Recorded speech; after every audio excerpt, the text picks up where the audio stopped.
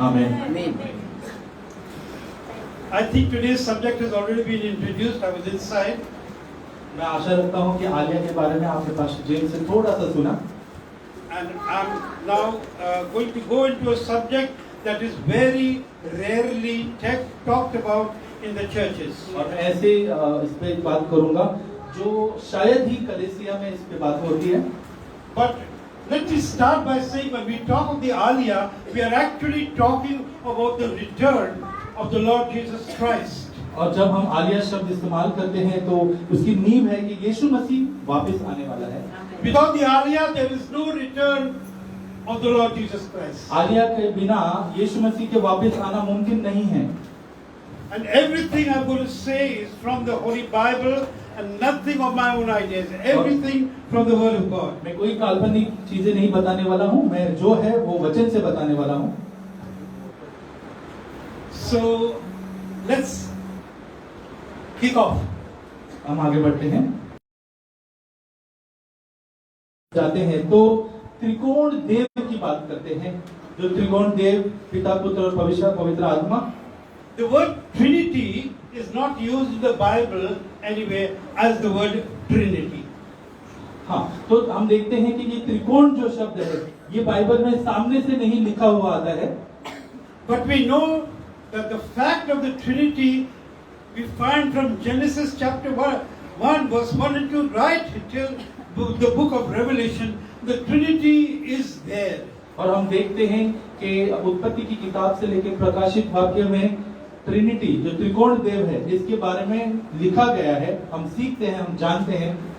It's like Jesus Christ is in the Bible from Genesis into Revelation. जैसे हम जानते हैं कि यीशु मसीह जो है वो उत्पत्ति से लेके प्रकाशित वाक्य तक है. So I want you to prepare your hearts as we go to the study. As I declare that the Aliyah is mentioned in the Bible right from Genesis into the book of Zechariah.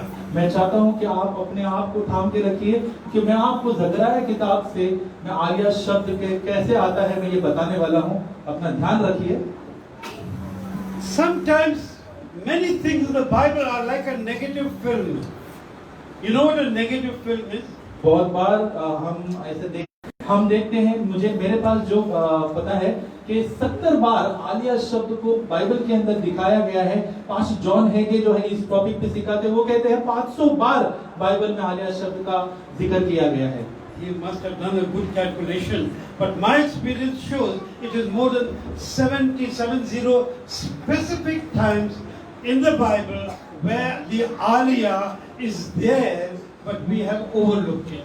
हम 70 बार, मेरा तजुर्बा कहता है 70 बार के ऊपर है जहाँ पे लिखा है आलिया शब्द, पर हमने पढ़ते पढ़ते हम आगे बढ़ जाते हैं, ध्यान नहीं देते हैं. The शब्द is not written there, the word is not written there, but the picture is there like a negative. तो वो पीछे धुंधला एक जो फोटो है वो एक धुंधला फोटो जैसे वहाँ पे है, जो आपको ध्यान दोगे तो आपको पता चलेगा. I'm going to walk with you and you walk with me. आप मेरे साथ रहिए और मैं आपके साथ रहूं. In these sessions. और इस सेशन में अगर हम ध्यान देंगे, so big question is going to come in the minds of everybody. If the Aliyah has been there all this time, where has it been up to now? और अगर आलिया, आप सब ये भी पूछ सकते हो कि अगर आलिया इतना लिखा है तो कहाँ है ये? And the answer is here. और उसका उत्तर है यहाँ. There are so many things that are tucked inside the Bible which God reveals to His people in the perfection of time. और इतनी सारी चीजें हैं जो परमेश्वर ने बाइबल के अंदर लिखा हुआ है, पर अपने वक्त पे परमेश्वर उसको सामने लाता है. Now I promised you I'm going to quote the scripture only and not give my ideas. Galatians chapter 4 and verse 4 says, in the fullness of time Jesus Christ was revealed. The word is in the fullness of time. और हम देखते हैं गलतियां का किताब 4:4 में वो कहता है कि परिपूर्णता में जो यीशु मसीह है दिखाई दिया, लोगों को प्रकाशित हुआ. फुलनेस ऑफ टाइम मतलब वक्त, जैसे उनका वक्त हो गया उस वक्त. So it's the calculated timetable of God when things are revealed, because it is the system of the Lord to reveal or to hide. तो परमेश्वर जो है अपने वक्त पे चीजों को प्रकटी में लाता है, प्रकटीकरण में लाता है, प्रकाशित में लाता है जब उसका सही वक्त होता है। In fact, one or two verses are worth seeing. We can, if you want, if we have the time, do we have a time spillover or am I okay? There's no time spillover. All right. If we look at Ephesians chapter 3 and verse 9. एफिसियों का 3:9 में अगर हम जाते हैं, Ephesians 3 verse 9.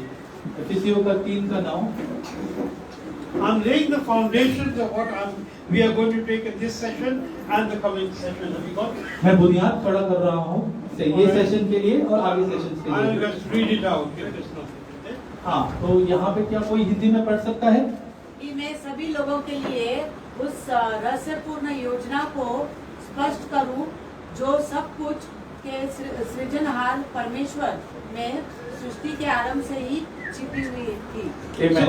So what is being said is that Jesus Christ, he was hid by the Lord till the time that he was meant to be revealed. तो हम यहाँ पे देखते हैं कि यीशु मसीह को तब तक छुपाया गया था जब तक उसका वक्त नहीं आता है। And we can see this in scriptures. Servants of God would know what we are talking about. और यहाँ पे जो परमेश्वर के दास है वो समझ सकते हैं कि मैं क्या कह रहा हूँ। In fact, I remember talking to some servant of God on this matter, and he asked me, why is it suddenly come up? My answer was this.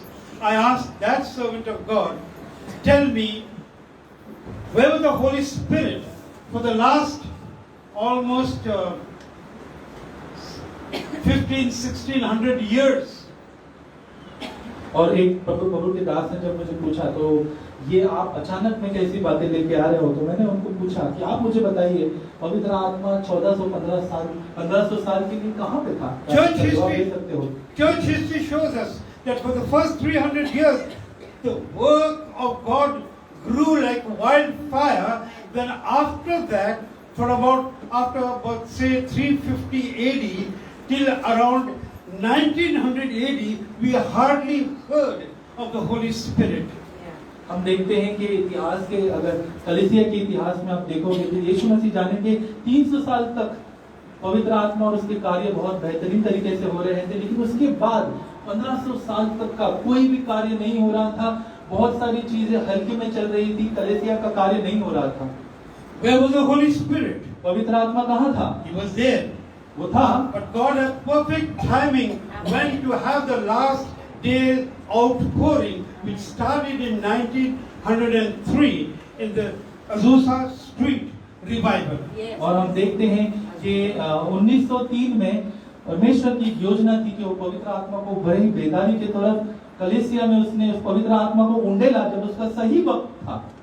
So I say this so that we can understand why was the Aliyah as a subject, when it is embedded in the Bible, so unknown to the world till these days. तो ये आलिया जो शब्द है, ऐसे क्यों बहुत सारे लोगों को ये एक रहस्यमय चीज है जो लोगों को पता ही नहीं था। Now what is the Aliyah? Alia क्या है? It is the return of the Jews to the promised land in the last days. और ये जो आलिया है ये वो है कि आखिरी दिनों में इज़राइल जो यहूदी है वो अपने इज़राइल की भूमि में जो परमेश्वर ने उनके लिए स्थापित किया था, ये वापस अपने घर लौटे। It's the regathering of the Jews in the promised land in the last days. ये वापस एक समूह बना के एक साथ मिलकर वापस आ जाए इज़राइल के अंदर यहूदी, ये एक योजना है परमेश्वर की। And in these days we are seeing the fulfillment of these promises. और हम ये दिनों में अगर हम देखते हैं, अगर हम रहेंगे तो बहुत सारे यहूदी घर जा रहे हैं वापस। Now you and I are reading the Bible, reading the papers and seeing the TV every day. और हम बाइबल पढ़ते हैं, हम टीवी न्यूज़ पढ़ते हैं। And most of us would agree that the most troublesome, tension-free, tension-filled area of the world today is the Middle East and the land of Israel. और हम देखते हैं कि ज्यादा करके इजराइल और उसके आजू बाजू की जो देश है वहां पे बहुत ही टेंशन होता है, हम जंग की बातें सुनते हैं, तनाव होता है उस माहौल में। For the last almost 3 decades, we can say that the promised land has been full of nothing but tension. We don't know what is going to happen suddenly over there. हम नहीं जानते हैं कि 40-50 साल के अंदर जो ये हो रहा है कि इतना तनाव होता है कि हम बता ही नहीं सकते कि अगला दिन क्या हो सकता है। And why is that? और ये क्यों है? Because the Arab countries and the Muslim world believes that suddenly from nowhere these Jews are coming and filling up the land of Israel. और ये जो मुस्लिम लोग हैं इनको ऐसा लगता है कि कहीं से तो भी ये यहूदी वापस अपने घर आ रहे हैं और उनको कोई होश नहीं है ये क्यों हो रहा है। No, they don't think घर वापस आ रहे हैं। They think कहाँ से आज suddenly filling up the land of Israel. That is the accusation. मुस्लिम लोगों को लग रहा है कि ये घुसपैठिए हैं कि ये कहाँ से वापस अपने इजराइल में आ रहे हैं और ये क्यों आ रहे हैं, घुसपैठिए लग रहे हैं। They are not using the word or thinking the word वापस. हाँ, They are saying just coming. ये सिर्फ कह रहे हैं कि ये घुसपैठिए कहाँ से आ रहे हैं। And they accuse them, calling them Zionists. They're saying that from don't know where these people are coming and filling up this land. और उनको ज़ायनिस्ट करके एक नाम दिया गया है कि कहाँ से ये लोग आ रहे हैं और इस भूमि में आके रहना शुरू कर दिया है। They accuse the Christian world of abetting this crime of building up Zionism. और ये बहुत सारे क्रिस्ती लोगों के ये उसके ऊपर दोष लगाते हैं कि ये लोगों ने ही सपोर्ट किया है। That is the accusation. और ये पूरा उसके ऊपर ही मतलब ये पूरी तरह से दावा लगाते हैं और उनकी आलोचना करते हैं। But what are the facts? पर हकीकत क्या है? For the Christian, the facts are in the Bible. Amen. हम जो क्रिस्ती हैं हमारे लिए वचन ही हकीकत है। Not what people say, but what does the Bible say? ये लोग क्या कहते हैं ये हमारे लिए जरूरी नहीं है, बाइबल क्या कहता है, वचन क्या कहता है हमारे लिए जरूरी है। If you look at Psalm 132 verse 13 and 14, have you got it there? हम भजन संहिता का 132 का 14। All right, it says, for the Lord has chosen 132 का 13। For the Lord has chosen Zion, He has decided for His habitation. And in Hindi, ये तो युग युग के लिए मेरा विश्राम स्थान है। परमेश्वर कहता है कि ये युग युग के लिए सदा सदा के लिए मेरा निवास स्थान है, मेरा विश्राम स्थान है। For which place? For Zion. Zion is in larger Jerusalem.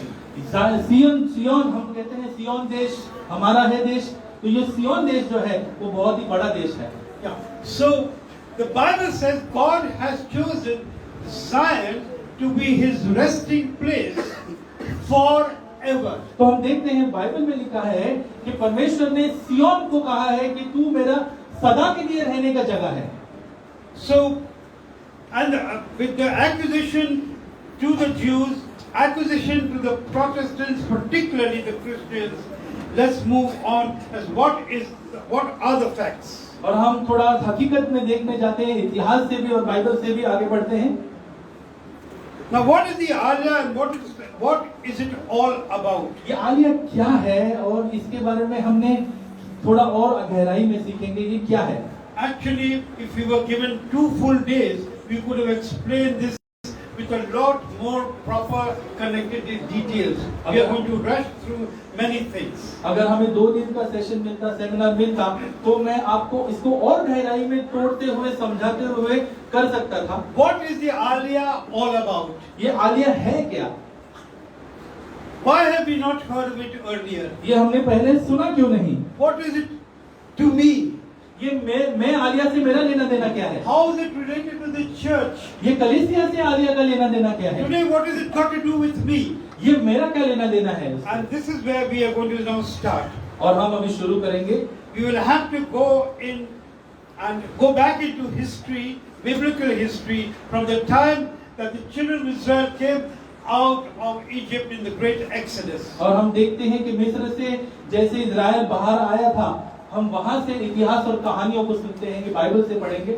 Now, I'll rush through this part. और मैं थोड़ा जल्दी से बताऊंगा। When the children of Israel came out of Egypt, और and मिस्र they से came जब to इजराइल Mount- बाहर आया and they came to Mount Sinai, and God gave them the laws और जब माउंट सिनाई पे आके जब परमेश्वर ने उनको नियम दिया and gave them the details of what is going to happen and what the Lord wants of them, there were 3-4 things that followed after that. और परमेश्वर ने उनको पूरी तरह से गहराई से बताई कि उनको कैसे जीना है, क्या करना है। उसमें 3-4 ऐसी चीजें हैं जो हमने समझना है। Now when we talk of the promised land, I think we all understand what we are talking about. Am I right? और Put up your hands, yes or no? और हम जानते हैं दूध और मधु की धारा बहने वाली जो देश है, ये हमें क्या है पता है?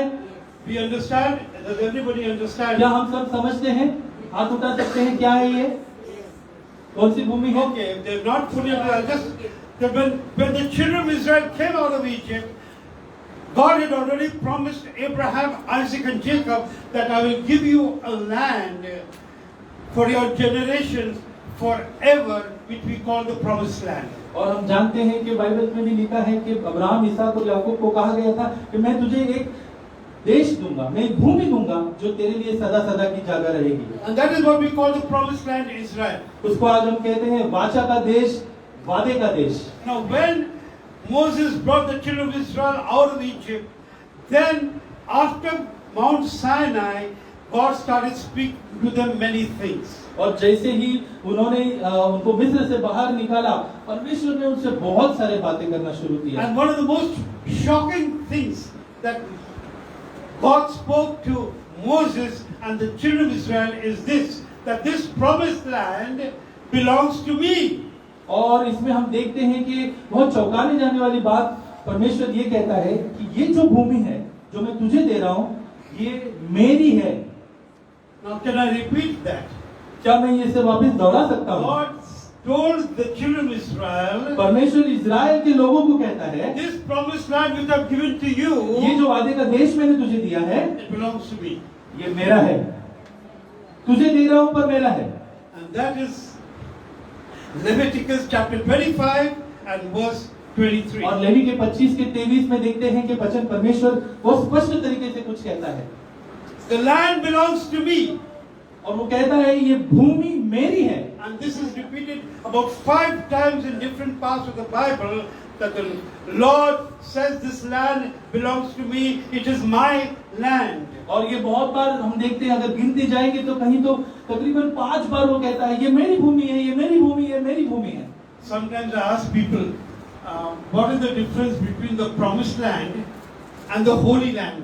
कभी कभी मैं पूछता हूँ लोगों को कि वादे का देश और पवित्र देश भूमि, And इसमें क्या फर्क है? most people look at me rather blankly.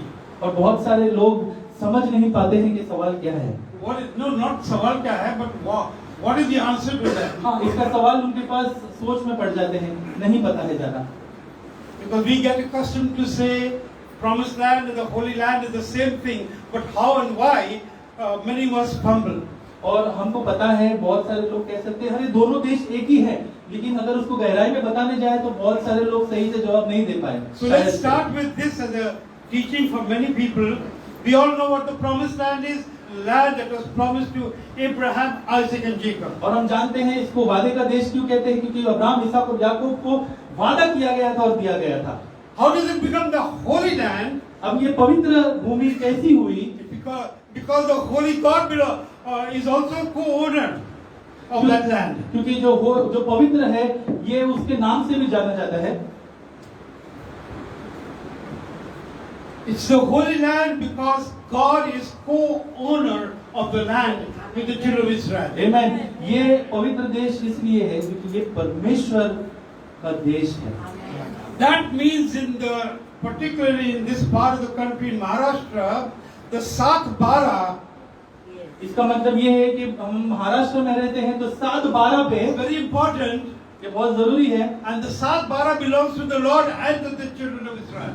और ये 7-12 जो पेपर है, जो डॉक्यूमेंट है, हमको पता होता है हर घर में हर भूमि का होता है, ये इजराइल का भी है और परमेश्वर का भी। So anytime next time you face this, you can always answer it. तो अगली बार अगर आपको पूछते हैं कि इसमें समानता क्या है तो 7-12 का आप बता सकते Now हैं। around that time, God through Moses, और उस वक्त परमेश्वर मूसा के द्वारा in a prophetic manner, भविष्यवक्ता के द्वारा starts talking about the Aliyah in little hints, which we are going to see now. और वो भविष्यवाणी के द्वारा थोड़ा आलिया के बारे में बताना शुरू करता है। हम देखेंगे अभी। Because at that time, God gave a warning through Moses, warning to the children of Israel about the land. और परमेश्वर ने ऑलरेडी जो भूमि जो इज़राइल है उसको उन्होंने संकेत दिया था, उनको वार्निंग दिया था, कहा था कि मैं इस भूमि के बारे में कुछ बताना चाहता And हूँ। in a prophetic manner, it were 4 things were there. और 4 चीजों की भविष्यवाणियां चीजें जो परमेश्वर ने की है। It is a warning of scattering. ये जो वार्निंग है ये तहस नहस होना। Before the scattering warning was a warning that if you don't obey my laws, I will scatter you. अगर आप मेरे वचन पे, नियमों पे अगर आप ध्यान नहीं रखोगे और उसे करोगे नहीं तो आपको मैं फैला दूंगा, मैं तहस नहस कर दूंगा। But there is also a prophetic picture of love, of promise of restoration, which is the Aliyah. और हम देखते हैं कि उसके साथ एक प्यार से परमेश्वर ये भी कहता था कि मैं तुझे वापस खोई हुई चीजों को लाऊंगा, और आलिया का शब्द इस्तेमाल होता है। That is one of the pictures of the Aliyah is this one, which we are going to read out just now. और वो कहता है कि तुम्हें मैं वापस इस भूमि में लेके आऊंगा क्योंकि मैं तुमसे प्यार करता है। हम पढ़ेंगे उसको। And there was a prophecy of compassion on the children of Israel, which is part of the Aliyah. और फिर उसके अंदर वो ये भी कहता है कि मैं बहुत ही गहराई से तुझसे प्रेम करता हूँ, और उसके ऊपर भी वो बातें करता है। Now, if we have the time, am I running out? It's all right, time is okay. Now, when God warned the children of Israel, we know from our own study of the Bible that when the children of Israel entered the promised land, they continuously disobeyed the laws of God and hurt the feelings of the Lord. और हम देखते हैं कि परमेश्वर ने भूमि उनको दिया था और उसके साथ नियम दिए, लेकिन इज़राइल नियम पे नहीं चल पाए और परमेश्वर को चोट पहुंची। Now God had prophesied through Moses that you are going to do this and I will scatter you. और परमेश्वर ने ऑलरेडी उनको कहा था कि अगर तुम मेरे वचन पे नहीं चलोगे, आज्ञाओं पे नहीं चलोगे, तो मैं तुमको बिखेर दूंगा। And God did just that. और परमेश्वर ने वही किया। उन्होंने नहीं सुना और उसने पूरे इज़राइल को बिखेर दिया। God scattered the children of Israel all over the world. और उन्होंने उनको इतना बिखेरा कि वो पूरी दुनिया में कोने-कोने में बिखर गए। As a punishment for disobedience. और उनको उन्होंने ये जो है एक सजा दी, Which is called the worldwide scattering of the children of Israel. और ये पूरी दुनिया भर का जो है ये पूरी तरह से उनको फैला दिया और उनको पूरी तरह से बिखेर दिया। Now we should not mix this up with the Babylonian captivity of 70 years. We should not mix the two up. और ये बाबिलोन का जो इतिहास है जिसमें हम कहते हैं, बहुत जन को पता है कि इज़राइल को वहां पे कैदी रखा था, ये हम उसको मिलाते नहीं है, वो अलग है। When we see Ezekiel chapter 36 and verse 19, 1-9, इज़ीकियल का 36 का 9, the Lord says that He scattered them all over. और परमेश्वर कहता है कि मैंने पूरी तरह से दुनिया के कोने-कोने में इनको मैंने फैलाया है And He punished them. और मैंने इनको सजा दी है। Who did it? किसने किया? God did it. परमेश्वर ने And He किया। goes on to say they deserved it. और वो ये कहता था कि ये तुमने होना ही चाहिए था तुम्हारे साथ। Now that happened. और ये हुआ। Then we come to the part of the promise of restoration. और हम देखते हैं कि ये वो वादा आया जिसके अंदर परमेश्वर कहता है, दूसरा वाला, कि मैं बहुत प्रेम करता हूँ और मैं तुमको And वापस लाऊंगा। we want to look at this time at Leviticus chapter 26, verse 44 and 45. हम लेवी के 44 के 45 में जाते हैं। Leviticus 26, verse 44 and 45. We got that.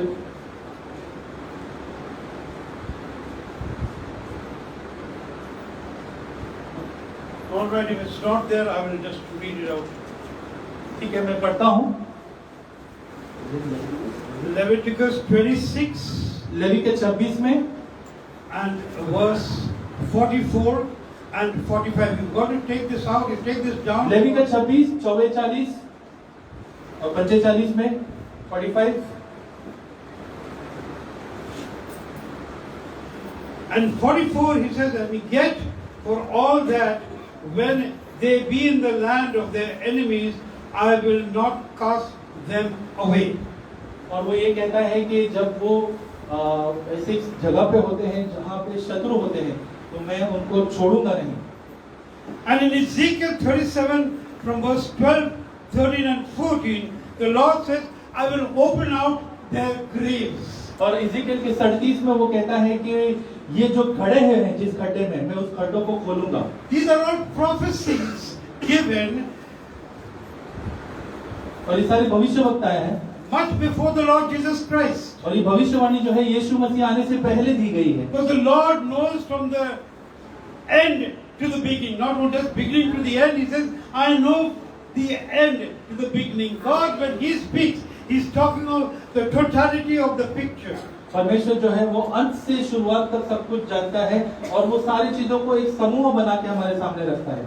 Then we turn to the promise of restoration we just read. We turn to the compassion which God would show towards them. और हम देखते हैं कि जो प्रेम परमेश्वर ने उनके बारे में उनकी तरफ दिखाया हम उसके ऊपर भी आते हैं। And we come to Deuteronomy और हम व्यवस्था विवरण में आते chapter हैं 3. तीसरे चैप्टर में। Have you got that on the screen? व्यवस्था विवरण का 3। If you've not got it, I will read that out. Deuteronomy chapter 3 व्यवस्था विवरण का 3 and verses 3, 4 and 5. और उसके आगे जो है उसका वर्स जो है वो 3, 4 और 5। Have you got it out? Deuteronomy 30. No, I'll read it out. It's all right. Okay. Now here Moses, just before his death, now is giving out this prophetic word. और हम देखते हैं कि मूसा मरने से पहले भविष्यवाणी करता है। When he's much love, he's speaking to the children of Israel. He knows they have sinned, they are going to sin, they are weak, and he gives out this prophetic word. और वो जानता है कि Israel बहुत पाप करता है और फिर भी वो ये भविष्यवाणी देता है। And I'll read this out in English first. और मैं इंग्लिश में इसको Then the पढ़ूंगा। Lord thy God will turn thy captivity and have compassion upon thee, and will return and gather thee from all the nations whither the Lord thy God has scattered thee. मैं तुम्हें सारे जगहों से मैं वापस समेट के लेके आऊंगा क्योंकि मैं तुम पे दया करता हूँ। मैं दया करने वाला परमेश्वर हूँ। What is Moses talking about? यहाँ मूसा क्या कहता है? Something that is going to happen in the last days. ये आखिरी दिनों में होने वाली भविष्यवाणी। He's telling the children of Israel, you stiff-necked people, और वो कहता है तुम हठीले लोग, you disobedient people, तुम जिद्दी लोग, God is going to punish you all in the generation. परमेश्वर तुम्हारे साथ जो भी है जो भी तुम करते हो उसके लिए तुम्हें मिलेगा। But God will restore you eventually. और वो ये भी कहता है कि मैं आखिरी दिन में तुम्हें वापस लाऊंगा। If any of thine be driven out into the uttermost parts of heaven, from thence will the Lord thy God gather thee, and from thence will he fetch thee. हाँ, तो वो ये कहता है कि अगर तुम स्वर्ग के उत्तर रास्ते पे भी स्वर्ग में भी रहोगे तो वहां से भी मैं तुमको वापस लेके आऊंगा और तुम्हें सिय्योन देश में मैं वापस खड़ा करूंगा। That is nothing but love and compassion. तो ये कुछ नहीं है पर प्यार और दया है जो Now परमेश्वर we दिखा know रहा that है। the time of Moses was somewhat 1500 years before Jesus Christ. और मूसा ने ये जो कहा था वो यीशु मसीह के आने से 15 साल पहले की बात चल रही है। So look at the prophecies. These are the prophecies of the return of the Jews into the promised land, which we call the Aliyah. और हम देखते हैं कि ये भविष्यवाणी है जिसको आज हम आलिया शब्द देते हैं। In fact, before I go on into the next section, I just want to bring out before us, because we as a generation are seeing this happen, some of the prophetic words of these days as given in the prophetic books. और मैं चाहता हूं कि हम जो आज की पीढ़ी है ये हमारे सामने यहूदी जो है वापस सिय्योन में आ रहे हैं, तो मैं थोड़ा इसके बारे में कुछ बताना चाहता हूं। For instance, Amos chapter 9 verse 14 and 15. Don't take it out. I'll tell you what it is. Amos का 9 का 14 और 15 लिखने के लिए पढ़ना मत। The Lord says, I will bring you back. परमेश्वर कहता है मैं तुझे वापस लेके आऊंगा I will plant you in the land. I will plant you in the land. और मैंने तुझे उस जो भूमि है उसके अंदर मैं तुझे वापस लेके आके खड़ा करूंगा। You can only bring back that which is already there and has gone. Then it comes back. और जब हम Back. इसको कहते हैं कि तू वापस आएगा, इसका मतलब ये यहाँ से आके गया है जिसको हम वापस लेके आ रहे हैं। Amen? That's an answer for us to give when anybody, particularly from another community, accuses the Jews. Where are you coming from? और They're वो- coming. Our answer is they're coming back. और ये वो सारे लोगों के लिए है जो समझते नहीं है कि क्या इजराइल में चल रहा है, तो आपको ये वचन बताना है जिसमें लिखा हुआ है कि यहूदी वापस अपने घर आ रहे हैं। Ghar Vapsi is a very famous word in India. घर वापसी जो है वो वापस अपने घर आ रहा है। Our certain community in India wants the Christians Ghar Vapasi. और बहुत सारे हैं जो अपने घर वापसी की बात करते हैं। You know Ghar Vapasi, by the way? आपको पता है घर वापसी क्या है? Everybody is very silent. Please be relaxed. आज सीख रहे Huh? आज सीख रहे आज सीख रहे हम ठीक है। हम सीख रहे हैं। अच्छा सीख रहे हैं। It's not a subject I can speak on the mic. Maybe room to room, Yeah. person to person, I will talk about it. But that is what Ghar Vapasi is. तो ये है घर वापसी का मतलब। That this is what the Lord has promised when we read Amos 9:14 and 15. He says, I'll bring you back, I'll plant you in the land. But verse 15 says और हम that you देखते will हैं not be taken out again from there. और हम देखते हैं कि आमोस के 9 के 14 में ये भविष्यवाणी है जो परमेश्वर कहता है मैं तुझे फिर से खड़ा करूंगा और तुझे वहां से कोई उखाड़ नहीं पाएगा।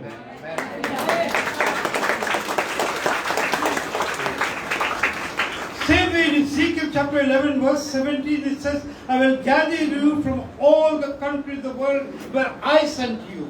और इज़ीकियल के 11 के 17 में वो कहता है कि सारे राष्ट्रों में तुम फैले हो लेकिन मैं तुमको वहां से भी वापस लेके आऊंगा। What is that? That is the Aliyah. और वो क्या है? वो आलिया है। This is what we are talking about. और यही हम उसके बारे में बात कर रहे Now हैं। this is not written as Aliyah, it's for us to understand. ये आलिया शब्द नहीं डायरेक्टली लिखा हुआ है ये, लेकिन हमें समझने के लिए है कि ये यहूदियों का घर वापसी है। You know what happens? I'm a servant of God and I preach. I've been preaching for the last 50 years. We have a lot of weaknesses, servants of God. और हम जो परमेश्वर के दास हैं हम कमजोर भी होते हैं।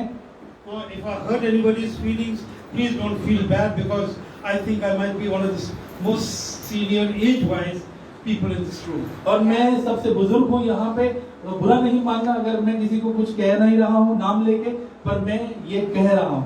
And when I say servants of God, I am meaning myself.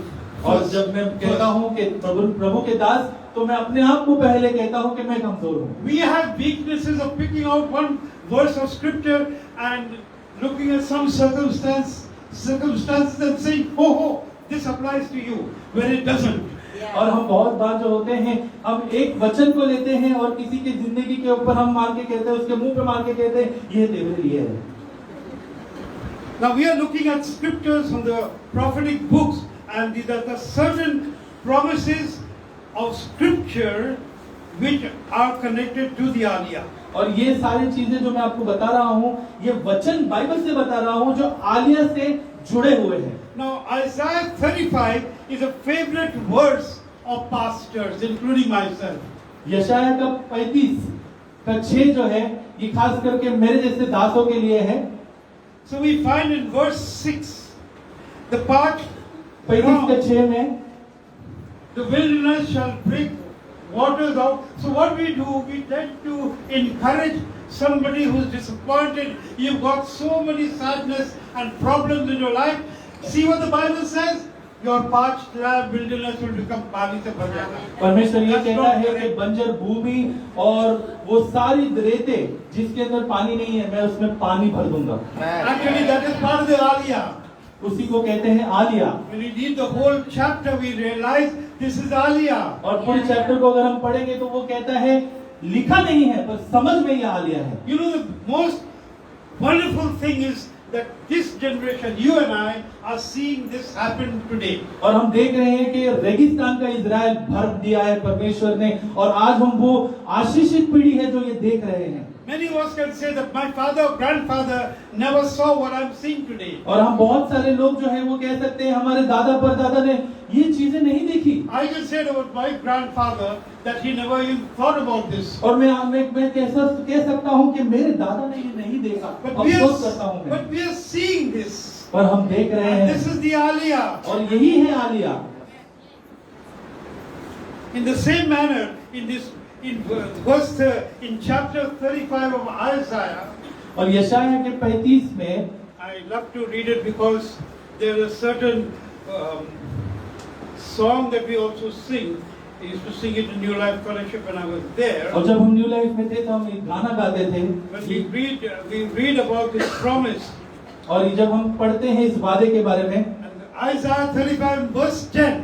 यशायाह के 35 के 10 में It says, and the redeemed ransoms the Lord shall return and come to Zion with songs and everlasting joy upon their heads. और जो छुटकारा पाया हुआ जो देश है उसके ऊपर परमेश्वर ने अपना हाथ रखा हुआ है।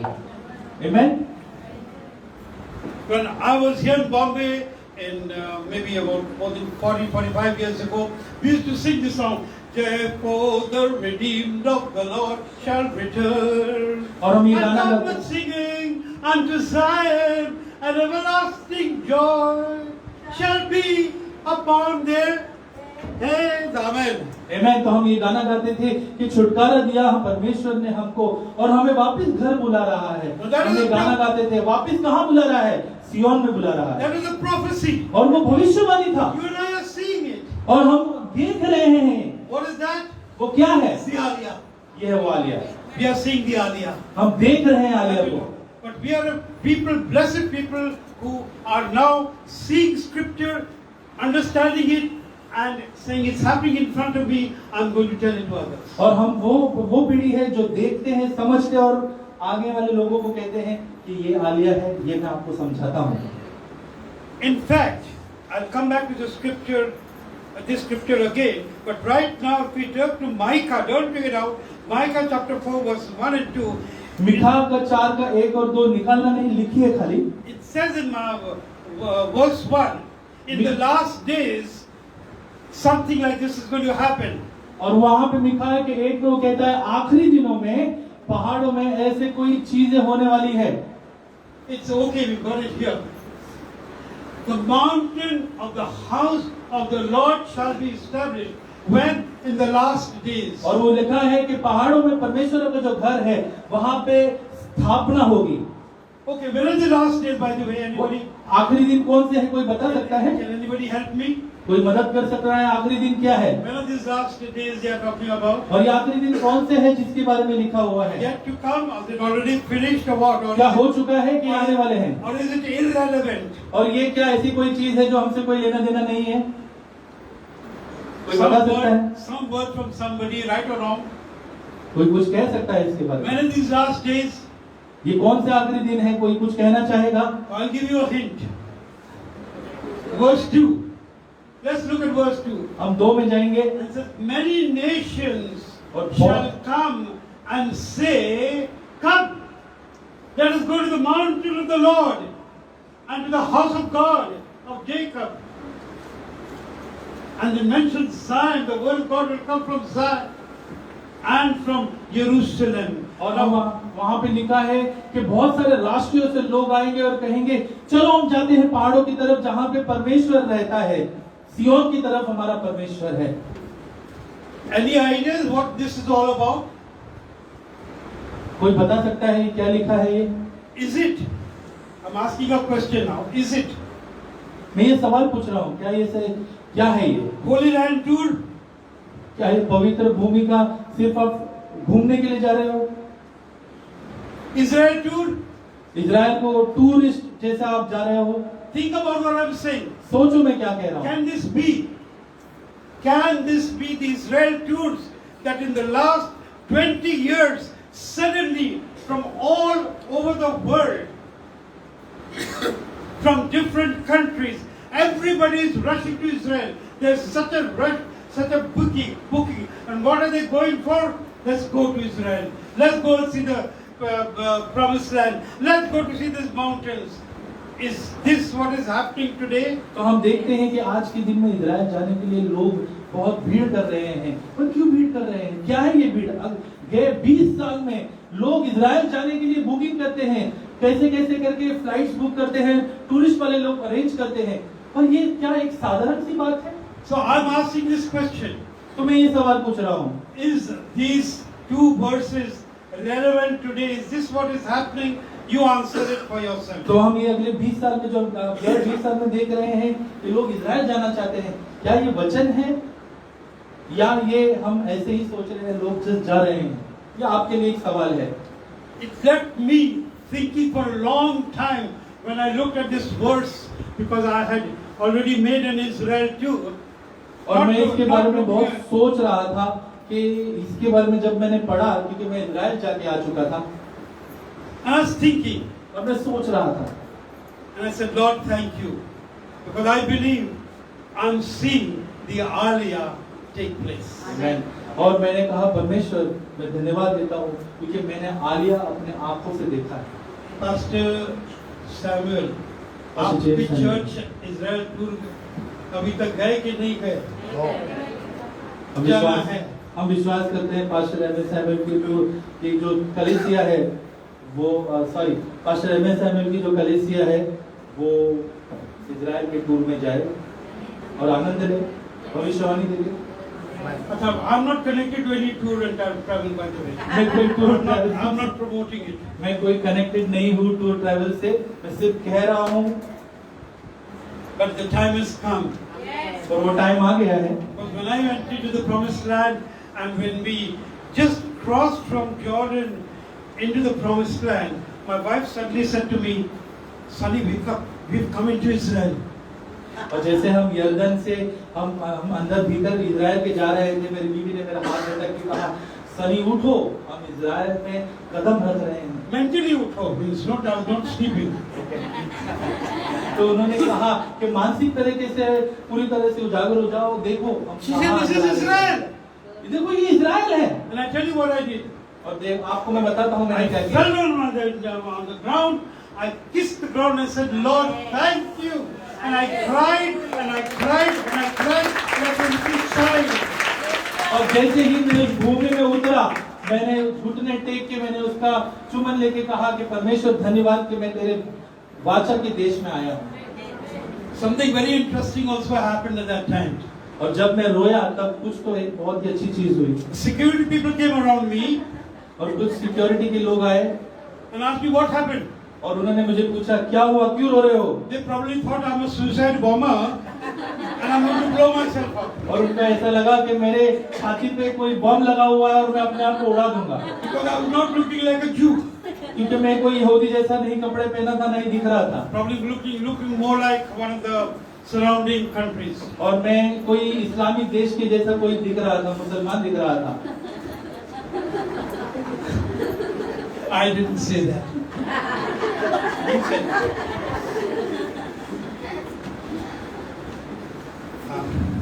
All right. So if I've introduced the subject of Aliyah and we have understood what I'm talking about, then we're going to go into step 2 of my this session. तो अगर हम समझ चुके हैं कि आलिया क्या है, आपको समझ में आ गया है कि थोड़ा क्या है ये आलिया, तो मैं दूसरे पड़ाव में जाता हूँ। आप समझे हो? कितने हाथ उठा सकते हैं? ठीक है, समझ। हाँ, but जबरदस्ती हाथ मत उठाइए। If you understood, if you not understood, tell me. I'll go a little deeper. हाँ, क्योंकि अगर आपको नहीं समझा तो फिर से हम दोहराने के लिए तैयार है, लेकिन समझे तो ही आगे जाएंगे। So the Aliyah, I repeat, is embedded in Scripture, just like Trinity is embedded in Scripture. Jesus Christ is embedded. The Aliyah is embedded in Scripture because without the Aliyah, there is no return of the Lord Jesus Christ for you and for me.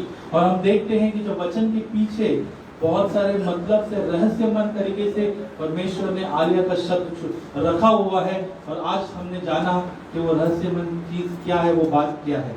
Alia का शब्द नहीं, आलिया का picture, invisible picture. Alia जो है, जैसे मैंने कहा, The negative negative role आप अभी थोड़ा थोड़ा समझ में आ रहा है। All right, so far so good. ठीक है, हम अभी समझ गए, हम आगे जाते हैं। Now, अभी one minute. Oh, sorry, my apologies.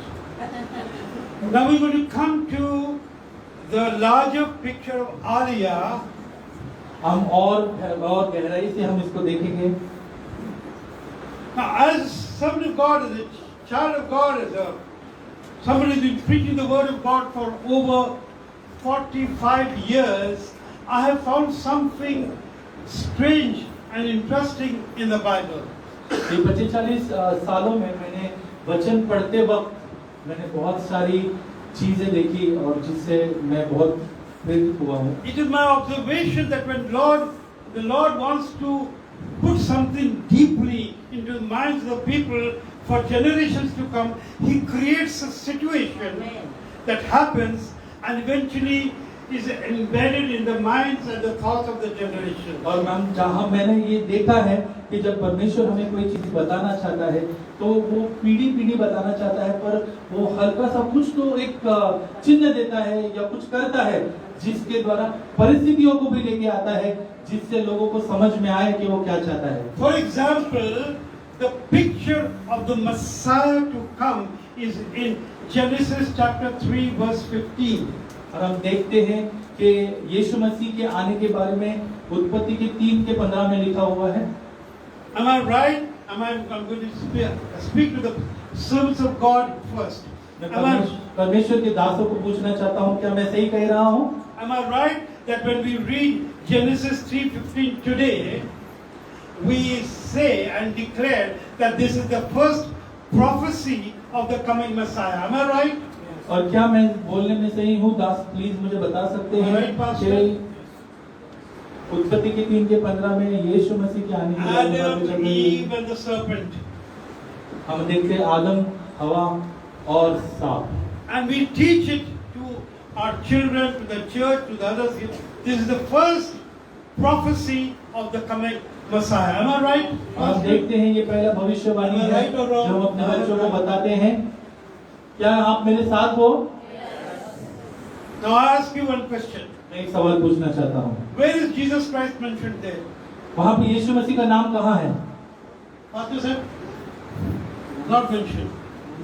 यीशु मसीह का नाम तो नहीं लिखा है, Yet we say it is the first prophecy of the coming Messiah. We say that. और ये पहला भविष्यवाणी है यीशु मसीह Am के I आने right, के बारे sons of में। God? I am right. सही कह रहा हूँ मैं, परमेश्वर के दास? मैं आपसे पूछ रहा हूँ, So what did the Lord do? परमेश्वर ने क्या किया? He created a situation तो उसने एक परिस्थिति लाई which was understood by the generations 4,000 years later. जो 4,000 years later. जो आने वाली उसके बाद आने वाली जो 4000 पीढ़ी थी, उसके बाद भी लोगों को समझ में आया कि वो भविष्यवाणी The क्या है। Jewish nation never understood it. पर यहूदी के जो लोग हैं वो यहूदी लोग ये नहीं समझ पाए, But God planted it there पर परमेश्वर ने उनके पास ही उस चीज को for वहां पे your रखा। benefit and my benefit, and for the benefit of the entire human race. वो सिर्फ अपने ही नहीं लिए पर सारे मानव जाति के लिए। Am I going too heavy? Am I all right? क्या आप लोगों को समझ में आ रहा है मैं क्या कह रहा हूँ? Am I going too heavy? Or is it all right? समझ में आ रहा है? Everybody is understanding? हाँ, समझ में आ रहा है। I'm jumping a little fast, but I need to. Is it too heavy?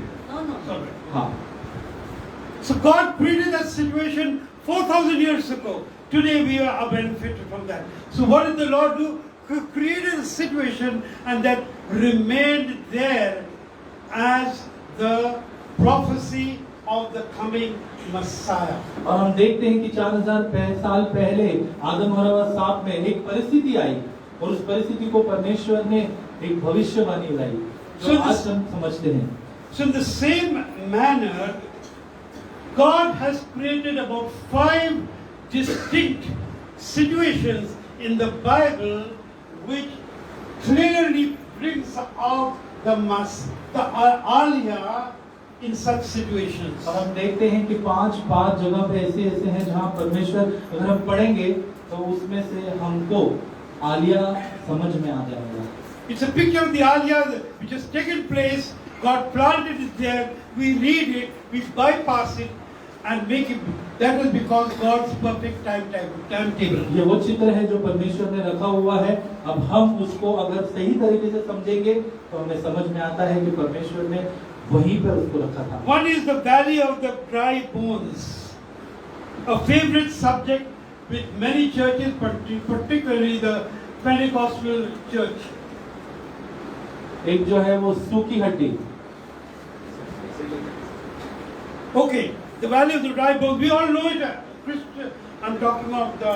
Does everybody know what I'm talking about? क्या आप समझ रहे हो मैं क्या कह रहा हूँ? इज़ीकिएल में लिखा हुआ है सूखी हड्डियाँ। सबको मालूम है? सब समझ गए? Okay. The other next one is the book of Ruth. और दूसरा जो है वो रूथ का किताब जो है, I'm talking of the Aliyah. और उसके अंदर हम आलिया के बारे में बात The करते हैं। third is the prodigal son. और जो तीसरा है वो उड़ाऊ पुत्र है। The fourth is the fig tree. और तीसरा और चौथा जो है वो अंजीर का झाड़। The fifth is the physical Aliyah that we are seeing today. और पांचवा जो है वो है शारीरिक में आलिया के बारे में हम सीख रहे हैं। What are these? These are pictures God created so that we would understand the Aliyah in these days. और ये जो पांच जो है वो चित्र है जिसके द्वारा परमेश्वर हमें सिखाना चाहता है, बताना चाहता है आलिया के बारे में। And I'm going to start from. I'm going to take up the valley of the dry bones as part one of today's study. और आज जो हम सीखेंगे वो सूखी हड्डी में से हम सीखेंगे जो इज़ीकिएल में लिखा हुआ है। ये पहला भाग है आज का। In the second session, my son Pastor Nicky will cover the book of Ruth. और सेकंड सेशन में जो है वो रूथ की किताब से पास्टर निधि चंद्र जो है उनके बेटे ये सिखाएंगे। God willing, if your pastor calls us after some time, we will take the other ones if it is so in the will of the Lord. और अगर आपके पास्टर एम एस सैमुअल हमें बुलाते हैं तो बाकी का भाग भी हम आपको बताएंगे कि क्या कहता है। But today now, our part 2 of my session is the valley of the dry bones as part of the Aliyah. और मैं आपको बताऊंगा कि सूखी हड्डियों में आलिया कैसे है। Now with us Pentecostals, this is a favorite subject, the valley of the dry bones. और हम पेंटिकॉस्टल जो है हम इस पे बहुत बड़े-बड़े प्रचार करते हैं, 2-3 घंटा प्रचार कर सकते हैं। Because the valley of dry bones is a good subject to talk about the Holy Spirit, the power of the Holy Spirit and the Word of God. और हम सूखी हड्डियों के ऊपर हम पवित्र आत्मा और परमेश्वर के सामर्थ के बारे में हम बताते हैं। It has always been also my favorite subject. और ये मेरा भी बहुत ही फेवरेट सब्जेक्ट है, मुझे बहुत मेरा पसंदीदा सब्जेक्ट है। In New Life Fellowship, it's a major teaching. ये न्यू लाइफ में इसके बारे में बहुत गहराई में और बहुत सारे प्रचार होते हैं। So let's pick up from here. Let's pick up from 70 AD, 70 AD. 70 के दशमांश में जाते हैं। From the time that the prophecy that Jesus Christ gave and said, desolation will start and nothing will be left of this temple. We are starting from there. और हम देखते हैं कि परमेश्वर कहता है कि मंदिर के साथ कुछ होगा, हम वहीं से शुरू करते हैं। And we do covering quickly the period of 70 AD till 1948. और 1948 तक हम 70 AD से हम पूरी तरह से हम आगे बढ़ के देखेंगे। ये इतिहास है। Now we know in 70 AD, Emperor Titus came, destroyed the temple, and the Jews were scattered all over the world, including into India. और हम जानते हैं कि 70 दशमांश में जो है वो टाइटस एक राजा था जिसने आया, मंदिर तोड़ा, बहुत सारा चीजें, बहुत सारी तकलीफें दी। And we know that the Jews are scattered all over the world, and wherever they went, they prospered and prospered, did well, and they also were tortured and badly treated by the world around. उसके बाद भी जब वहाँ पे वो अलग-अलग देशों में जाते थे गहरा, तो वहाँ पे भी वो लोग बहुत ही खुशी पाते थे, वो पूरी तरह से उत्पन्न कर पाते थे और बहुत आशीष होती थी उनके ऊपर। फिर भी लोग उनको बहुत बेरहमी से उनको तकलीफ देके उनको मारते थे। Actually, India has not been cruel to the Jews. सिर्फ इंडिया एक ऐसा एक देश है बहुत सारे देशों के साथ जिसने यहूदियों को मारा और ताड़ना नहीं दिया। But in other countries where they went, they were haunted and murdered and ill-treated, and all sorts of things were done. और हम देखते हैं दूसरे बहुत सारे राष्ट्रों ने देशों ने इनको मारा, इनका खून किया, रेप किया, जला दिया, बहुत कुछ किया, Saying that they are Jesus killers. ये उन्होंने इसलिए किया, यहूदियों को मारा और बदला लिया और कहा इन लोगों ने मेरे यीशु मसीह को मारा है। And it's a fact that the church has grown generation to generation believing that the Jews are Jesus killers. और ये पीढ़ी से पीढ़ी कलीसिया में सिखाया गया है कि यहूदियों ने यीशु मसीह को मारा। I was taught so by my teacher in New Life Fellowship. और मेरे न्यू लाइफ की कलीसिया में भी मुझे भी सिखाया गया था। Anyway, well, that's not what I'm talking about. So we're talking from 70 AD to 1948. तो 70 दशमांश में हम वापस आते हैं, हम उसकी बात नहीं करते हैं। The Jews were scattered all over the world and they were prospering and they were suffering everything together. और ये हम देखते हैं उस वक्त पे बहुत सारी ताड़नाएं हो रही थी, पीड़ा में थे वो। In this period of time, Christianity was spreading like wildfire also all over the world. So in this period of time, Christianity covered about 55% of the world population. और हम देखते हैं कि इस वक्त पे जो क्रिस्ती धर्म है वो पूरी तरह से फैल रहा था और 55% जो है वो पूरी तरह से दुनिया में फैल चुका था क्रिस्ती धर्म। So what was happening? The Jews were scattered all over. They were prospering. Christianity was growing like wildfire and covered about 55% of the world population. But simultaneously, God was doing a surgical operation. और हम देखते हैं कि यहूदी भी अपनी जगह पे बहुत खुश था, वो बहुत उत्पादन में भी बहुत आगे बढ़ रहा था, तरक्की कर रहा था। और दूसरी तरफ हम देखते हैं कि क्रिस्ती धर्म भी है, वो बहुत ही जैसे जंगल में आग लगता है वो फैलता है, वो बहुत कोने कोने तक का, बहुत लंबे तक का वो फैल गया था। But God was doing a surgical operation. पर हम देखते हैं परमेश्वर जो है वो एक छोटा सा अंदर ही अंदर कुछ कार्य कर रहा था, वो पुर्जे ठीक कर रहा था। That's bad English. He was doing a surgery. हाँ, तो वो जैसे थिएटर में कोई सर्जरी करता है तो वो परमेश्वर अंदर ही अंदर कुछ तो कर रहा था। What is the Lord doing by way of a surgery? God was preparing the grounds for the return of the Lord Jesus Christ here on earth to establish His kingdom at Jerusalem as capital. Amen. तो परमेश्वर क्या कर रहा था जब ये दोनों चीजें चल रही थी, अंदर ही अंदर परमेश्वर यीशु मसीह के राज्य को स्थापित करने के लिए, उसका राज करने का एक योजना बना रहा था। Let's remember the prayer of the Lord Jesus Christ, Matthew 6 verse 10. Thy kingdom come, thy will be done here on earth as it is in heaven. May that kingdom come. यीशु मसीह ने कहा कि तेरा राज्य आए, और उसने क्यों तेरा राज्य आए कहा कि उसने स्वर्ग में आए, जैसे ही वो धरती पे आए, जैसे वो स्वर्ग में है। So now I come to the valley of the dry bones, and we are going to look into something that we might have seen earlier and not fully understood. अब सूखी हड्डियों पे आते हैं जो हमने पहले देखा नहीं रहेगा, शायद से सुना होगा। God's great picture of the Aliyah.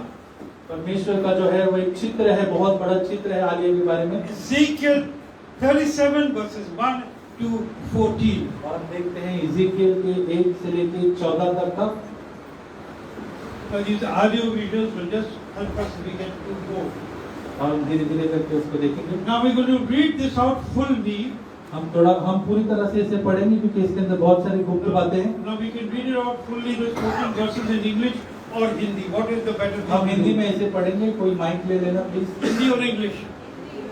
Hindi में कोई माइक ले You लेना। have the Hindi translation? Right. So will you kindly read this out in Hindi? यहोवा की शक्ति मुझ पर हुई, it should not be शक्ति, but it should be the power of God. सामर्थ, okay, पर सामर्थ, और वो मुझ में अपनी आत्मा, somebody please read out. My Hindi is not that good. यहोवा की शक्ति मुझ पर हुई और वह मुझ में अपना आत्मा समवा कर बाहर ले गया और मुझे तराई के बीच में खड़ा कर दिया। वह तराई हड्डियों से भरी हुई थी। तब उसने मुझे उनके चारों ओर घुमाया और तराई की तह पर बहुत सी हड्डियां थी और वे बहुत सूखी थी। तब उसने मुझसे पूछा, हे मनुष्य की संतान, क्या यह हड्डियां जी सकती है? मैंने कहा, हे परमेश्वर यहोवा, तू ही जानता है। तब उसने मुझसे कहा, इन हड्डियों से भविष्यवाणी करके कह, हे सूखी हड्डियों, यहोवा का वचन सुनो। परमेश्वर यहोवा तुम हड्डियों से यो कहता है, देखो मैं आप तुम में सांस समाऊंगा और तुम जी उठोगी। मैं तुम्हारी नसें उपजाकर मांस चढ़ाऊंगा और तुमको चमड़े से ढापूंगा और तुम में सांस समाऊंगा और तुम जी जाओगी और तुम जान लोगी कि मैं यहोवा हूँ। इस आज्ञा के अनुसार मैं भविष्यवाणी करने लगा और मैं भविष्यवाणी कर ही रहा था कि आहट आई और बूढ़ा हुआ और वे Sister, I think we'll just save time and I'll come to the verses because I've just been told that I don't have very much time, 15 or 20 minutes. अभी मुझे कहा गया है कि मेरे पास सिर्फ 15 या 20 मिनट है, तो हम संचय में से नहीं पढ़ेंगे। मैं फटाफट कुछ बताना चाहूंगा। Yeah, but if you read out verse 11, पर हम 11 को पढ़ते हैं। verse 11. फिर उसने मुझसे कहा, हे मनुष्य के संतान, ये हड्डियां इज़राइल के सारे घराने की उपमा है। वे कहते हैं, हमारी हड्डियां सूख गई और हमारी आशा जाती रही, हम पूरी रीति से कट चुके हैं। Now can I ask, this church, your church must have studied or read this passage of scripture several times in your Christian life. Am I right or wrong? Right. So I can go a little faster here. Now here God, the Lord is speaking to Ezekiel and he is saying, verse 11, he says, वो 11 में कहता है, हमने कलीसिया में इसके ऊपर प्रचार सुने हैं कि नहीं?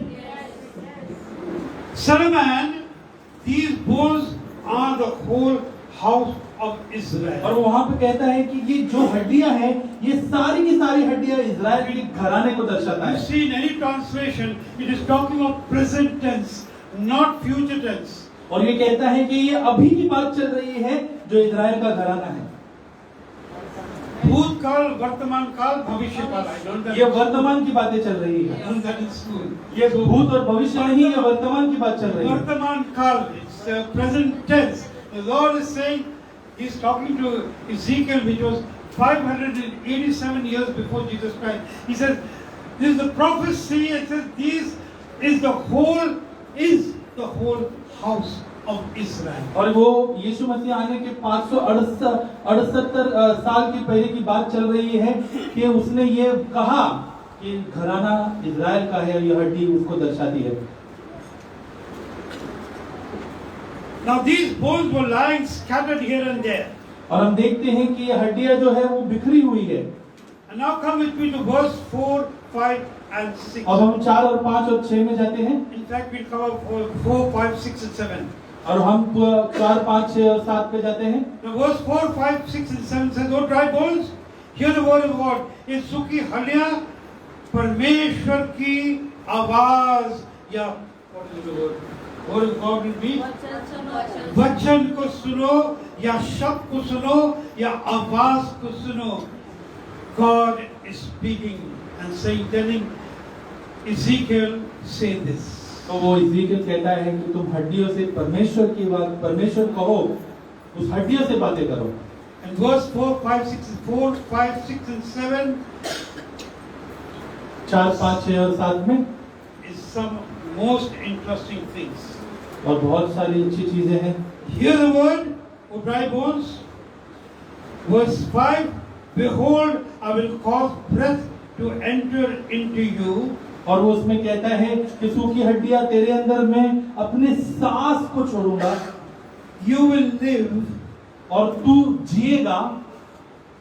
And 7, so I prophesied. तो मैंने भविष्यवाणी की। And the last part of verse 7 says, and the bones, they were shaking and the bones came together, bone to his bone. और हम देख रहे हैं कि वहां पे जैसे ही परमेश्वर का सांस जाता है, वो हड्डियां जो है वो हिलती है और वो अपना एक आ जाता है अपनी जगह पे। Try to imagine this situation. Try to imagine this situation. हम कल्पना करते हैं, The bones are lying all over. हड्डियां पूरी तरह से बिखरी And the हुई word है। of God comes and says, tells Ezekiel, say this. और परमेश्वर इज़ेकियल को कहता है कि तू कह, A very frightened Ezekiel says it. और बहुत डरा हुआ इज़ेकियल ये कहता What है happens? और वो होता है। The bones come together. और सारे हड्डियां जो है बिखरी हुई एक साथ आ जाती It's है like this. Tack, tack, tack, tack, tack. और वो हड्डियों की कड़कड़ाने की आवाज आती है। Bone to bone. हड्डी हड्डी से मिलती है और वो एक बहुत ही बड़ा इंसान बनता है। No, no, just bone to bone is not enough. It's not saying it enough. Okay, तो हड्डी से हड्डी जब मिलती है तो इसमें और बातें हैं। Everything came in its right place. सारी चीजें जो है वो पूरी तरह से अपने अपनी जगह पे आ जाता है। Try to imagine the skull didn't go to the foot. हाँ, हम ये देखते हैं कि जो सर है वो पैर पे जाके नहीं बैठा, घुटने पे नहीं बैठा, And the hand didn't go to the leg. और पैर जो है वो हाथ पे नहीं गया। Everything was in its perfect place. मतलब पैर अपने पैर पे गया, सर अपने सिर पे गया, परमेश्वर ने अपनी जगह पे सबको लेके आया। You know, one day, some years ago, I was reading this passage, and I think, if I remember clearly, I was really had tears in my eyes, and I tried to imagine what actually happened. और बहुत साल पहले जब मैंने इसे पढ़ा तो मैंने सोचा कि सचमुच परमेश्वर ने क्या किया। What a wonderful God! क्या परमेश्वर है ये? God does things in perfection. परमेश्वर सारी चीजें सही से करता है, परिपूर्णता में करता है। So verse 5 says, I will breathe into you.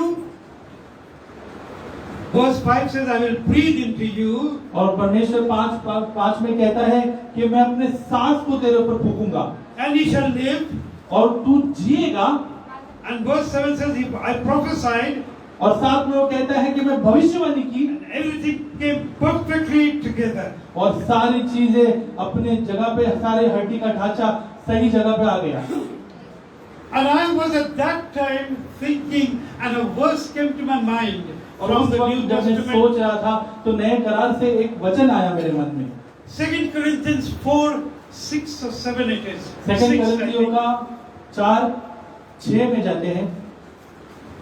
And the Lord called light out of darkness. और परमेश्वर ने जो उजियाला है उसको अंधकार से बाहर निकाला। अंधकार से उजाला को बुलाया. He called light out of darkness. That is the power of the word of God. और ये परमेश्वर का सामर्थ है जो अंधकार से उजियालों को लेके आता है। So when we look at this verse, तो and हम this जब इस part of वचन को देखते scripture, हैं and this part of scripture, और ये वचन की गहराई को देखते we हैं are dealing with the word of God. The word of God which says, "Let there be light," and there was light. और जब हम इसको देखते हैं गहराई में हम सोचते हैं तो इसमें लिखा है कि उजियाला होने दो। The word of God that created all of creation. We are talking of that word of God. और ये वो परमेश्वर है जिसने सारी सृष्टि की रचना की। हम उस वचन की बात कर And रहे in हैं। the valley of the bones, dry bones, this is the word of God we are talking about. और ये वो जगह है जहाँ पे सूखी हड्डी पड़ी हुई थी, हम उसकी बातें कर रहे हैं। It is in the year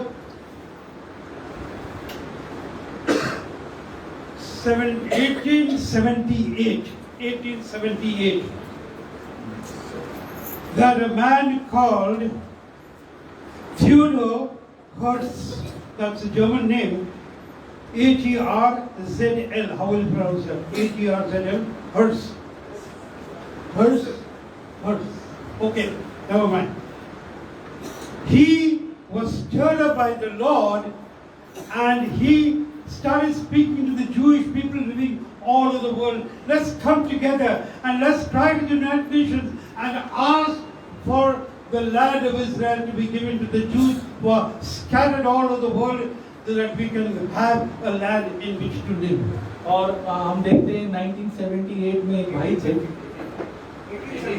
1878 में एक भाई थे जिन्होंने ये देखा और उन्होंने कहा कि अब वक्त आ गया है कि सारे यहूदी जो है वो वापस आ जाए अपने भूमि में। So, 1878. It is 1948 that Israel हम देखते हैं back into the 1948 में जो है came back इजराइल into जो the है वो वापस अपने भूमि में आ came गया back on the land exactly 70 years later. और 70 साल के बीच में 70 साल के बाद ये वापस आ गया। Exactly 70 years. 70 साल।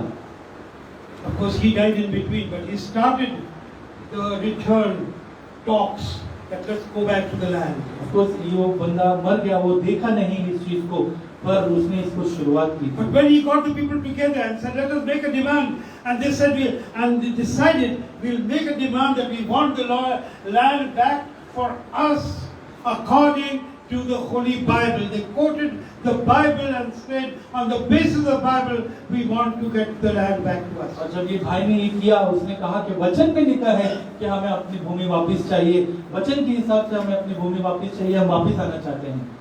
This happened in 1878. और ये 1878 में हुआ। Now come back to verse 9 and 10. हम 9 और 10 में आते हैं। It says in verse 9 and 10 of Ezekiel 37,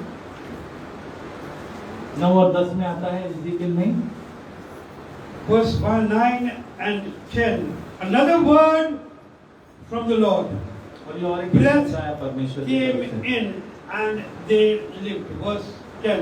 So I prophesied, and as he commanded me, and breath came into them, and they lived and stood up on their feet, an exceeding great army. और हम देखते हैं वहां पे लिखा हुआ है कि जैसे ही परमेश्वर का शब्द आया, जैसे ही Again, word परमेश्वर of God. The word of God came. जैसे ही परमेश्वर का शब्द आया, वो वचन जो है वो परमेश्वर की तरफ से आया, वहां पे जो सूखी हड्डी थी वो सही तरह से खड़ी हो गई और एक बहुत बड़ी सेना बन गई। Life-giving word of God. और ये वो परमेश्वर का वचन था जो जीवन देता है। When I look at this word like a big army, I suddenly realize, and you can also realize along with me, that today Israel armed forces are the world number 4 Amen. armed Amen. forces of the world. Amen. 4th position. और आज अगर हम देखेंगे तो Israel जो है वो पूरे देश में 4 नंबर पे आती है सेनाओं के बातों में। Have a big look. आपके टीवी पे, आपके स्क्रीन पे दिखाई देता है, ये है इज़राइल का आयरन डोम। I've got just another 10 minutes. मेरे पास सिर्फ 10 मिनट है। Hallelujah. That's the word of God. And they got life, and it is on the basis of UN Resolution 181 that Israel got life once again. और हम देखते हैं कि UN जो है ये एक स्थापना है, ये इन्होंने जब ये बातें की तब इज़राइल ने अपनी एक खुद की बहुत ही बड़ी शक्तिशाली सेना बनाई। I just want us to look at verse 10. और हम 10 में जाते हैं।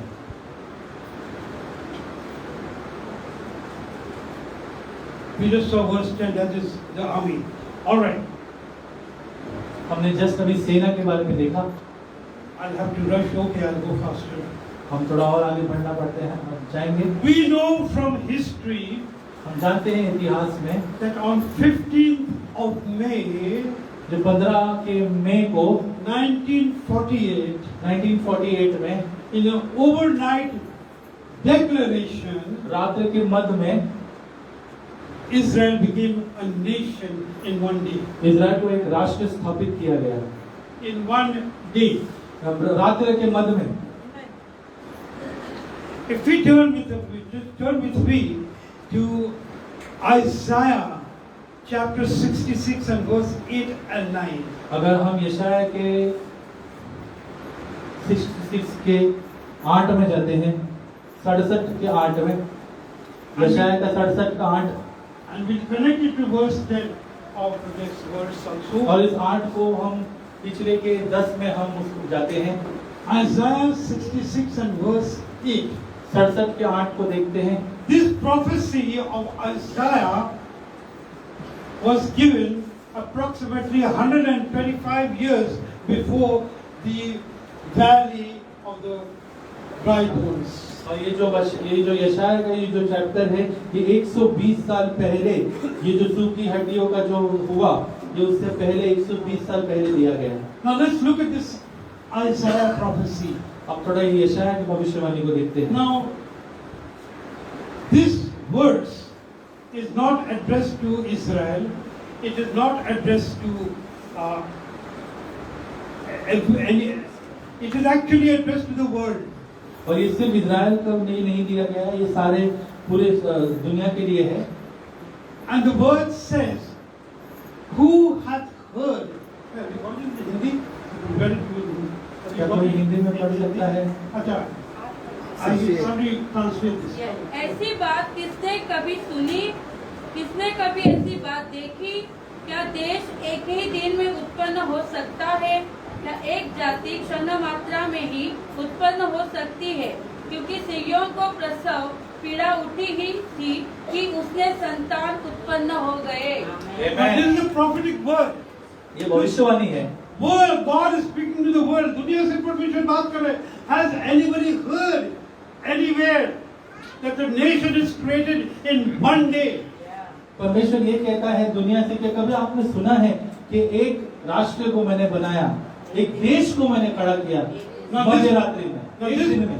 This prophecy came about approximately 125 years before the Ezekiel Valley of Dry Bones and about 700 years before Jesus Christ. हम देखते हैं कि यीशु मसीह के 700 साल पहले की बात है। How long will it be from now? How long earlier? मतलब आज से अगर हम देखेंगे तो हम क्या बोल सकते हैं, हम गणित जोड़ के क्या कह सकते हैं, कितने साल पहले की बात है? And what is the Lord saying? He prophesied and he asked this question. Can a nation, एक दिन में क्या एक देश पैदा हो सकता है क्या? Say it correctly. Can a nation be born in one day? परमेश्वर पूछ रहा है, क्या एक देश में एक दिन में क्या कोई खड़ा कर सकता है? नहीं, एक दिन में एक देश पैदा हो सकता है क्या? पैदा। Can a nation be born in one day? What a challenge! Why is God saying that? It was put there because of the Aliyah. ये वहाँ पे लिखा था क्योंकि उस आलिया के बारे में बात था। God was making his own plans. Christianity was spreading, Jews are doing well, other countries are doing well, but God was making his own plan. The return of the Lord Jesus Christ and the Aliyah.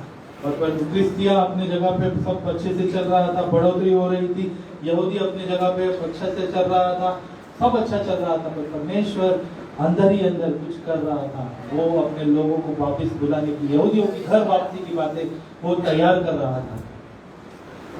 Since I don't have time, I'm sure the Lord will speak to us individually for those who want to really go deeply into the study.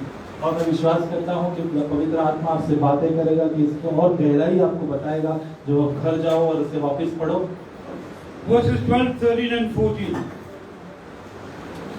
12, 13, 14 वचन. I will open your graves. I will open your graves. मैं कब्रों को खोलूंगा। मैं कब्रों को खोलूंगा. What is the opening of the graves? और कब्रों को खोलने का मतलब क्या है?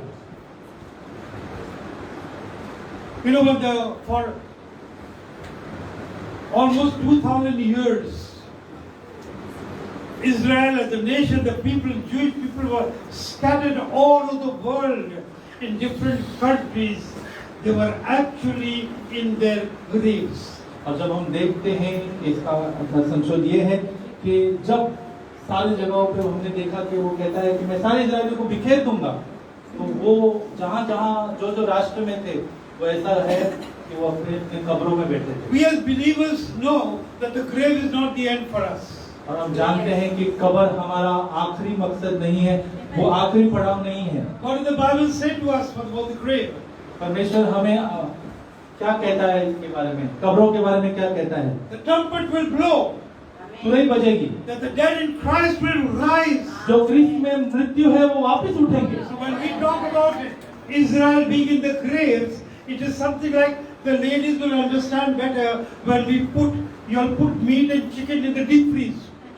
हम देखते हैं कि जब परमेश्वर कहता है कि सारे अपने अपने कब्रों से उठेंगे, तो स्त्रियां समझते हैं जब चिकन को अच्छा मसाला लगा के फ्रीजर में डाल देते The हैं। husband wants to have chicken biryani every day. और जब आपका पति हर रोज चिकन बिरयानी मांगता है and the husband says, I can't go to the market every day. और वो कहते हैं कि हम हर रोज थोड़ी जाएंगे market, The wife puts the okay, get 10 kilos of chicken and put it in the deep freeze. और तो वो पत्नी कहती है 10 किलो एक साथ ला के दे दो, मैं फ्रिज में डाल दूंगी, After 10 दिन चलेगा. हफ्ता 10 दिन चलेगा, खा लेना। Deep freeze. डीप फ्रीज के अंदर दबा के रखते हैं। Deep freeze and the grapes, as we read here, is somewhat the same. और हम देखते हैं जैसे फ्रीजर में मटन को रखते हैं और यहाँ पे सारे जगहों पे यहूदियों को फैलाया हुआ है और बिखेर के वो चुपचाप है। God put Israel in the deep freeze for the 1948 years.